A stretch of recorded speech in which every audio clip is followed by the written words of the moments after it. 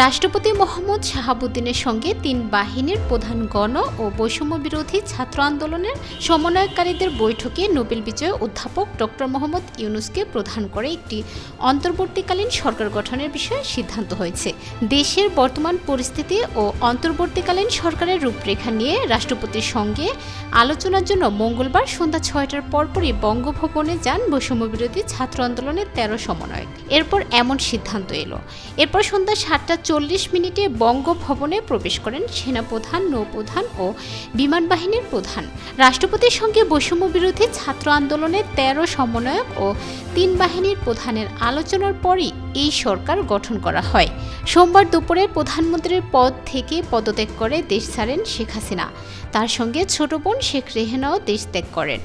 এর পরপরই মন্ত্রিসভা বিলুপ্ত হয়। শেখ হাসিনা পদত্যাগের পর জাতির উদ্দেশ্যে ভাষণ দেন বাংলাদেশ সেনাবাহিনীর প্রধান জেনারেল ওয়াকারুজ্জামান। ভাষণে তিনি বলেন, অন্তর্বর্তীকালীন সরকার গঠন করে দেশ পরিচালনা করা হবে। এদিকে মঙ্গলবার জাতীয় সংসদ বিলুপ্ত ঘোষণা করেন রাষ্ট্রপতি মোহাম্মদ শাহাবুদ্দিন। বঙ্গভবন থেকে গণমাধ্যমে পাঠানো এক সংবাদ বিজ্ঞপ্তিতে এই তথ্য জানানো হয়।